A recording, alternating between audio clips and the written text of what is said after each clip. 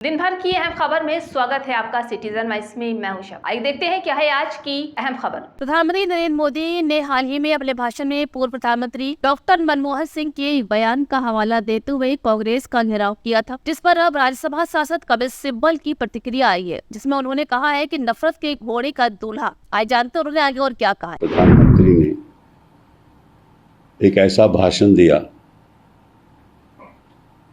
जिससे लगता है कि पहली चरण के जो मतदान हैं उनके पक्ष में नहीं जा रहे। उस भाषण के बाद मैं समझता हूं कि इस देश के करोड़ों लोग निराश होंगे। हमारे जो अल्पसंख्यक यहाँ तब से रह रहे हैं वो घुसपैठी है। एक तरफ तो आप राम मंदिर की बात करते हो, वहाँ जाकर उद्घाटन करते हो, राम के आचरणों की बात करते हो, और दूसरी तरफ नफरत फैलाते हो। नफरत के घोड़े का दूल्हा बनकर आप कभी हिंदुस्तान को बरकरार नहीं रख सकते। अभी हाल ही में कल की ही बात है कि प्रधानमंत्री ने एक ऐसा भाषण दिया जिससे लगता है कि पहली चरण के जो मतदान हैं उनके पक्ष में नहीं जा रहे।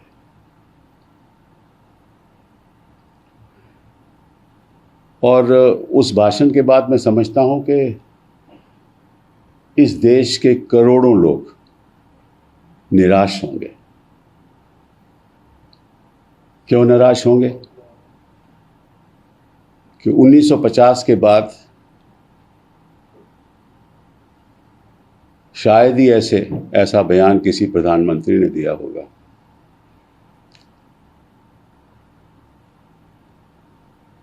जो इशारा करता है कि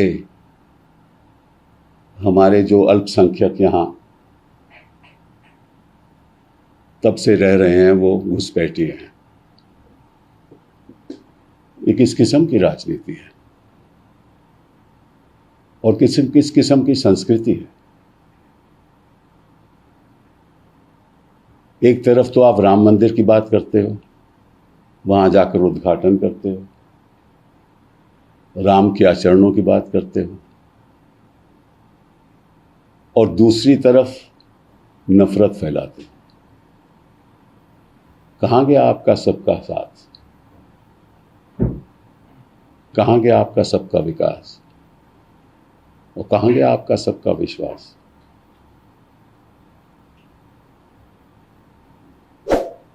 नफरत के घोड़े का दूल्हा बनकर आप कभी हिंदुस्तान को बरकरार नहीं रख सकते।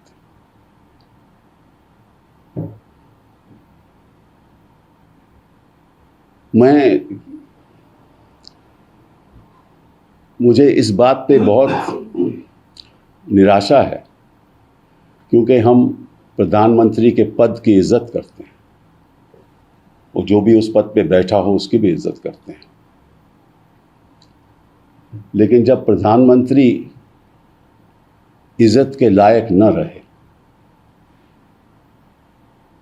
तो जो भी बुद्धिजीवी लोग हैं इस देश में उनको आवाज उठानी चाहिए। मैं कई बार कह चुका हूं कि मोहन भागवत जी भी चुप हैं। क्यों चुप हैं?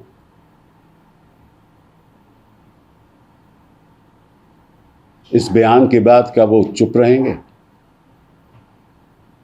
हम आरएसएस का विरोध करते हैं, विरोध करते रहेंगे, लेकिन मैं ये भी समझता हूं कि आरएसएस ने ये बातें मोदी जी को सिखाई नहीं होंगी। ये आरएसएस की भी संस्कृति नहीं है, वो चुपचाप जो मर्जी करें। उस दिन इनफैक्ट मोहन भागवत जी ने भाषण दिया जिसने उन्होंने कहा कि सबको साथ लेकर चलना पड़ेगा, और इनके परिवार ने भी ऐसी संस्कृति इनको दी नहीं होगी। तो ये कहाँ से आई? मोदी जी क्या देश से अलग हो गए, ऊपर हो गए?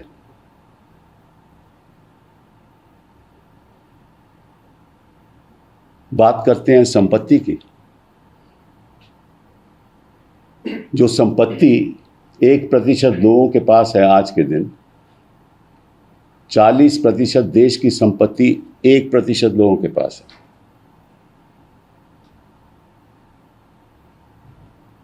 और आप भाषण दे रहे हो कि महिलाओं के जेवर, महिलाओं के गहने, वो संपत्ति कांग्रेस पार्टी विस्फोटियों को देगी, टेररिस्ट को देगी।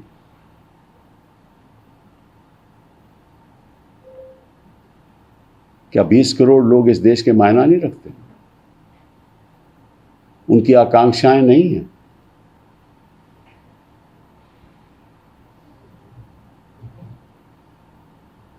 ये तो मैं समझता हूं कि इतनी गिरावट राजनीति में आ जाए,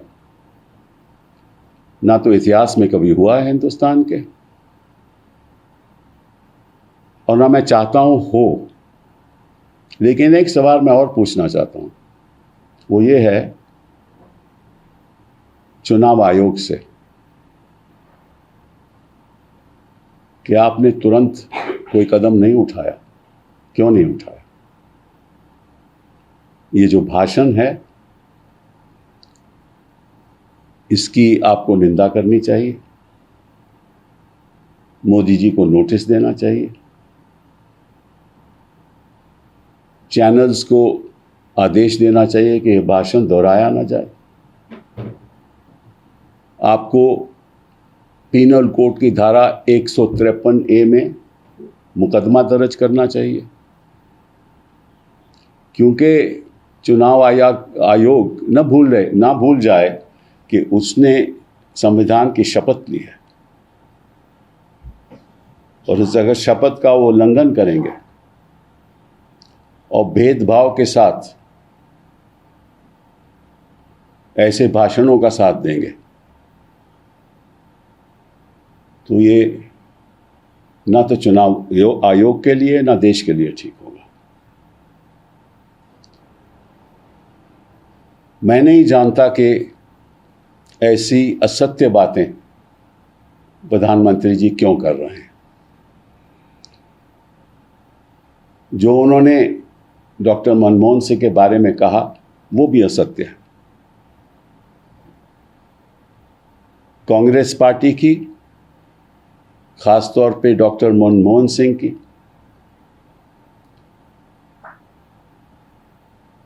कभी भी ये मंशा नहीं रही कि देश की संपत्ति किसी एक वर्ग को जाए, एक संप्रदाय को जाए। कांग्रेस पार्टी की, डॉक्टर मनमोहन सिंह की हमेशा यह नीति रही कि जो वंचित लोग हैं, जो शेड्यूल्ड कास्ट हैं, शेड्यूल्ड ट्राइब हैं,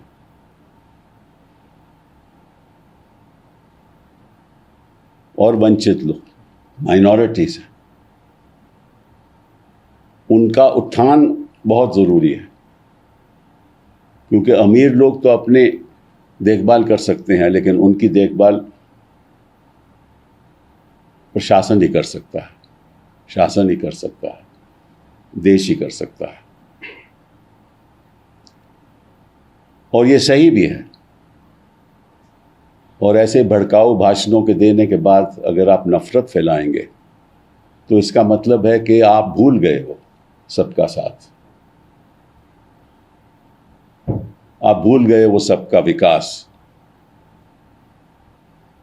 विश्वास तो खैर किसी का अब है भी नहीं आप पे। तो थी आज की अहम खबर। ऐसे ही ताज़ा खबरों की अपडेट के लिए जुड़े रहिए हमारे साथ सिटीजन वाइज पर। हमारे चैनल को लाइक, शेयर और सब्सक्राइब करना ना भूलें।